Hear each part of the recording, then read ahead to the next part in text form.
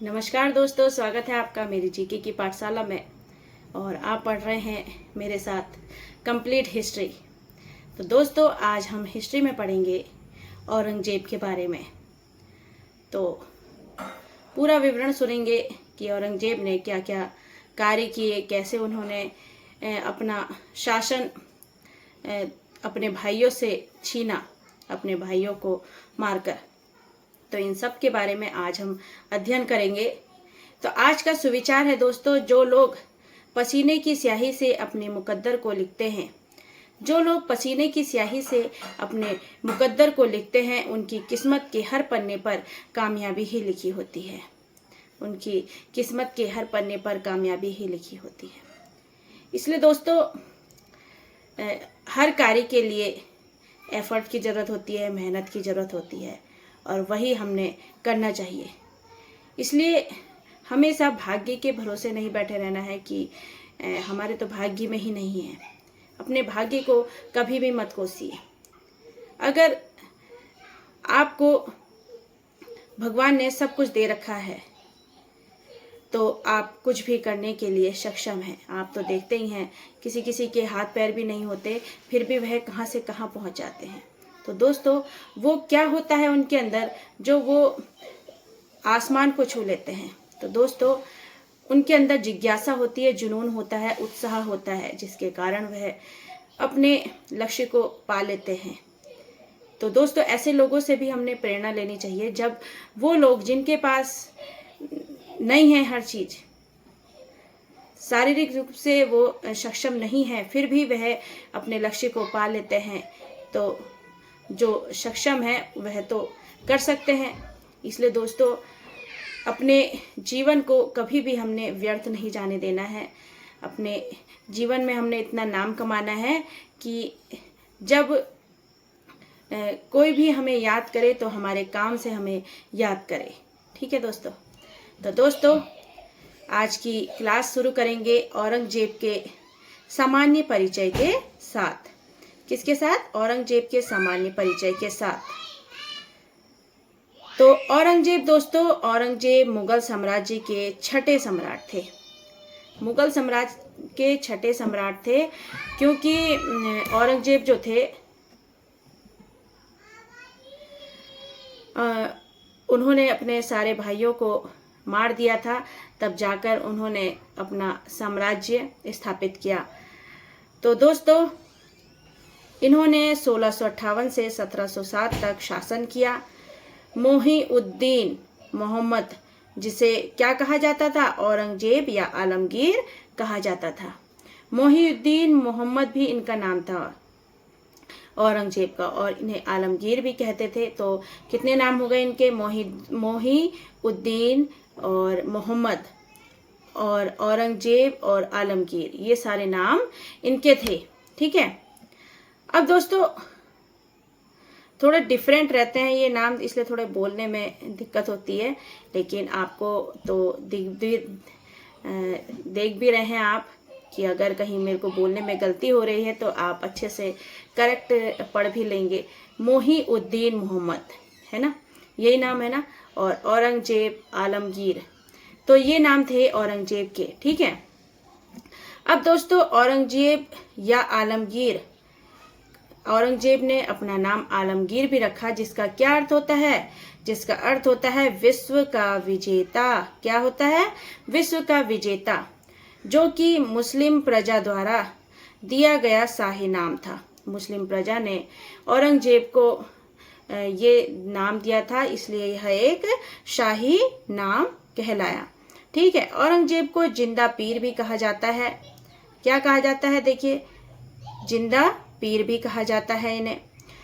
औरंगजेब ने जजिया कर 1679 में लगाया। तीर्थ यात्रा कर दोबारा से लगा दिया, तीर्थ यात्रा कर फिर, और बहुत से मंदिरों को भी इन्होंने तोड़ा। क्यों इन्होंने बहुत से मंदिरों को तोड़ा दोस्तों, इस बारे में हम आगे पढ़ेंगे। तो औरंगजेब ने दोस्तों जो जजिया कर था ना, अच्छा, जजिया कर सबसे पहले किसने लगाया था बताइए? तो सबसे पहले लगाया था उसे मोहम्मद बिन कासिम ने लगाया था। ठीक है। और अकबर ने जजिया कर को बंद कर दिया था, लेकिन औरंगजेब ने फिर से जजिया कर को शुरू कर दिया था। औरंगजेब ने स्त्रियों, गुलाम, 14 वर्ष की आयु से कम उम्र के बच्चों, अधिकारी और आय रहित, ये आय है दोस्तों, ठीक है, क्या है, आय है, ये थोड़ा यहाँ लिखने में दिक्कत है, आय रहित, ठीक है, ये आय रहित है। तो आय रहित व्यक्ति, इन सभी पर जजिया कर नहीं लगाया गया था। किन किन पर नहीं लगाया था? स्त्रियों पर, गुलामों पर, 14 वर्ष से जो कम आयु के हैं बच्चे उन पर, अधिकारियों पर, और जिनकी आय नहीं है, आय से रहित है वो, ठीक है, तो उन पर जजिया कर नहीं लगाया था, ठीक है, नहीं लगाया था। औरंगजेब ने लगभग कितने साल तक? 49 साल तक शासन किया। अकबर के बाद औरंगजेब ऐसे शासक थे जिन्होंने इतने लंबे समय तक शासन किया। तो औरंगजेब जो थे, अकबर के बाद ऐसे शासक थे जिन्होंने लंबे टाइम तक शासन किया। औरंगजेब जो थे दोस्तों, अत्यधिक क्या थे? कट्टरपंथी थे, इसीलिए ये जाने जाते थे। अत्यधिक ये कट्टरपंथी थे। औरंगजेब की जनता जो थी, इन्हें ज्यादा पसंद नहीं करती थी, ठीक है। जैसे अकबर ने हिंदू मुस्लिम एकता को बढ़ावा दिया, अकबर ने दिया था हिंदू मुस्लिम एकता को, और वह अपने हिंदू प्रजा की जरूरतों का भी ख्याल रखते थे। लेकिन औरंगजेब जो थे वो ऐसे बिल्कुल भी नहीं थे, ऐसे औरंगजेब बिल्कुल भी नहीं थे। औरंगजेब का जन्म हुआ था 14 अक्टूबर 1618 ईस्वी में। कब हुआ था? 14 अक्टूबर 1618 को हुआ था, और इनका जन्म हुआ था दाहोद। कहाँ पर? दाहोद, गुजरात में हुआ था। इनकी माता का नाम था मुमताज और पिता का नाम था शाहजहां।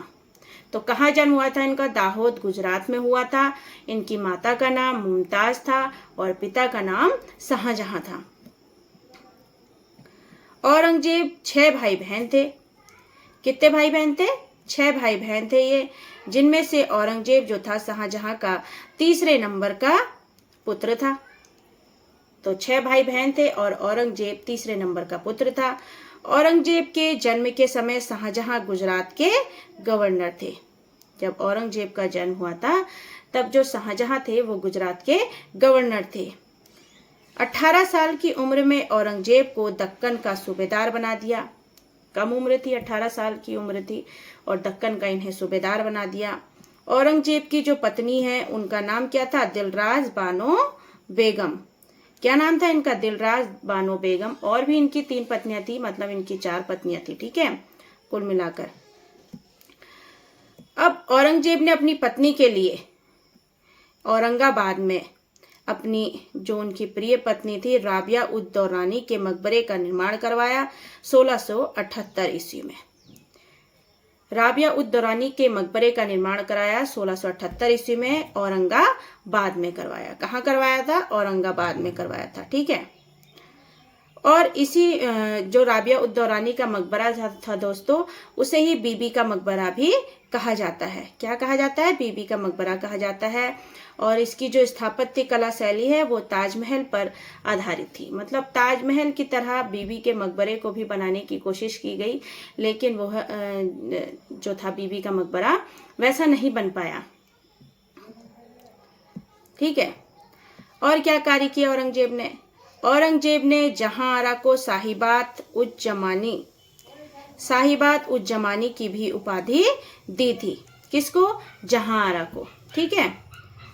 अब धीरे धीरे क्या करा? औरंगजेब ने अपना शासन बढ़ाया और औरंगजेब ने शाहजहां को बंदी बना लिया।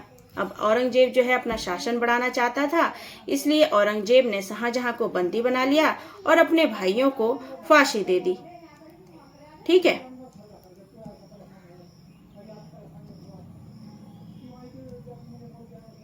उसके बाद अपना राज्याभिषेक खुद ही करवाया।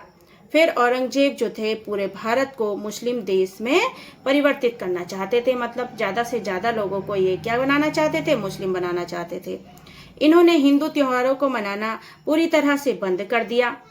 क्या कर दिया? पूरी तरह से बंद कर दिया। गैर मुस्लिमों के ऊपर भी अतिरिक्त कर लगा दिया, जो मुस्लिम नहीं थे उनके ऊपर अतिरिक्त कर लगा दिया था इन्होंने, औरंगजेब ने सिक्कों पर कलमा खुदवाया। नौरोज का त्योहार मनाना, तुलादान तथा झरोखा दर्शन भी बंद कर दिए। तो नौरोज का जो त्योहार होता था, तुलादान होता था, झरोखा दर्शन होता था, इन सभी को औरंगजेब ने बंद करवा दिया, सिक्कों पर कलमा खुदवाया। ठीक है। औरंगजेब ने अकबर के द्वारा प्रारंभ किए गए हिंदू राजाओं के माथे पर अपने हाथ से तिलक लगाना भी बंद कर दिया। मतलब अकबर के टाइम पे क्या होता था, हिंदू राजा जो होते थे उनके माथे पर तिलक लगाता था कौन, अकबर लगाता था। लेकिन औरंगजेब ने इस प्रथा को भी बंद कर दिया। तो मतलब एक तरह से वह हिंदुओं पर क्या कर रहा था, अत्याचार कर रहा था। हिंदुओं को वह कुछ भी नहीं समझ रहा था। मतलब जो हैं सिर्फ मुस्लिम हैं और बाकी हिंदुओं को औरंगजेब कुछ भी नहीं समझ रहा था। उनसे क्या करवा रहा था, वो धर्म परिवर्तन भी करवा रहा था। ठीक है। तो कश्मीर के जो लोग थे दोस्तों, कश्मीर के लोगों पर मुस्लिम धर्म मानने के लिए जोर भी डालते थे। जो कश्मीर के लोग थे उनको क्या कह रहे थे कि आप मुस्लिम धर्म को अपना लो। जब सिख गुरु तेग बहादुर ने कश्मीरी लोगों के साथ खड़े होकर इस बात का विरोध किया तो औरंगजेब ने उन्हें फांसी दे दी। ठीक है। जिन्हें देखिए ये आ जाता है पेपर में कि कौन से सिख गुरु को औरंगजेब ने फांसी दी थी। तो वह कौन थे, गुरु तेग बहादुर। कौन थे, गुरु तेग बहादुर। ठीक है। तो इन्हें फांसी दिलवा दी थी औरंगजेब ने। ठीक है। क्यों दिलवाई थी ये भी मैंने आपको बता दिया है। अब मैंने आपको बताया था इन्होंने बहुत से मंदिर तोड़े और मंदिर तोड़ने के बाद उसकी जगह पर मस्जिद बनवाई। सती प्रथा को फिर से इन्होंने शुरू करवा दिया था। और औरंगजेब के समय राज्य में मांस भी खाना शुरू हो गया, शराब भी पीनी शुरू हो गई। ऐसे कार्य यह करते रहे और हिंदुओं को मुगल साम्राज्य में कोई भी काम नहीं दिया जाता था। अब हिंदुओं को काम इसलिए नहीं दिया जाता था क्योंकि वह इस्लाम धर्म में अपना परिवर्तन नहीं करते थे, अपने धर्म को इस्लाम में परिवर्तित नहीं होते थे, इसलिए यह उनको काम भी नहीं देता था। और वैश्याओं से क्या कहा औरंगजेब ने कि या तो शादी कर लो और या फिर देश छोड़कर यहाँ से चले जाओ। ऐसा उन्होंने औरंगजेब ने वैश्याओं को कहा। औरंगजेब के बढ़ते अत्याचार को देखकर मराठाओं ने औरंगजेब के खिलाफ विद्रोह किया। फिर जाटों ने भी, सतनामी ने भी, सिखों ने, राजपूतों ने औरंगजेब के खिलाफ क्या किया, विद्रोह किया। औरंगजेब के खिलाफ क्या करा, विद्रोह किया, आवाज उठाई। अंग्रेजों की जो ईस्ट इंडिया कंपनी है उन्होंने भी औरंगजेब के खिलाफ विद्रोह किया। लगातार विद्रोह से मुगल साम्राज्य पूरी तरह से हिल गया। मगर लगातार जैसे विद्रोह हुआ तो मुगल साम्राज्य क्या हो गया, थोड़ा कमजोर होने लगा। फिर औरंगजेब अपने पूरे शासनकाल में युद्ध करते रहे। कट्टर मुस्लिम होने की वजह से हिंदू राजा जो थे इनके बहुत बड़े दुश्मन हो गए। हिंदू राजा जो थे इनके बहुत बड़े दुश्मन हो गए। शिवाजी भी औरंगजेब के दुश्मन बन गए, जो शिवाजी थे। तो मुगलों का शासन धीरे धीरे अब क्या हो गया, खत्म हो गया। मराठाओं ने अपना शासन फिर बढ़ाना शुरू कर दिया। ठीक है। अब 90 साल की उम्र में औरंगजेब ने 3 मार्च 1707 में अपने प्राण त्याग दिए। कब त्यागे, 3 मार्च को। कब त्यागे थे, 3 मार्च को 1707 में त्याग दिए थे। फिर दौलताबाद में औरंगजेब को दफना दिया गया था। दौलताबाद में 50 साल के शासन में औरंगजेब ने विद्रोही अपने बढ़ा लिए। मतलब सारे चीज़ों पर औरंगजेब ने क्या कर दी थी, बंदिशें कर दी थी। त्योहार नहीं बनाने हैं हिंदुओं ने, हिंदुओं को मुगल साम्राज्य में कोई भी काम नहीं देना है। उन्हें मुस्लिम धर्म अपनाने के लिए दबाव बनाया जा रहा था उन पर, हिंदुओं पर। तो ये सब कार्य जो थे वो औरंगजेब के क्या हो रहे थे, विरुद्ध हो रहे थे लोग इन कार्यों की वजह से, और औरंगजेब का विद्रोह कर रहे थे। जब औरंगजेब मर गया तो मुगल साम्राज्य का फिर अंत हो गया। ठीक है। अब क्या हुआ दोस्तों, जैसे औरंगजेब के समय जो उनके पूर्वज थे बाबर, उन्होंने तो मुगल साम्राज्य के स्थापना की, संस्थापक ये माने जाते हैं बाबर। लेकिन औरंगजेब जो थे वो मुगल साम्राज्य के अंत का कारण बने। औरंगजेब ने ही दिल्ली के लाल किले में मोती मस्जिद भी बनवाई थी। दिल्ली के लाल किले में मोती मस्जिद बनवाई थी इन्होंने। तो ये थे दोस्तों हमारी आज की क्लास।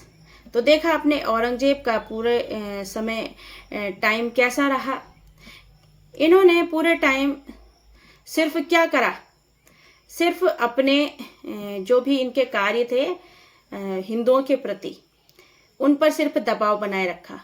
वह कट्टरता ही इन्होंने दिखाई औरंगजेब ने।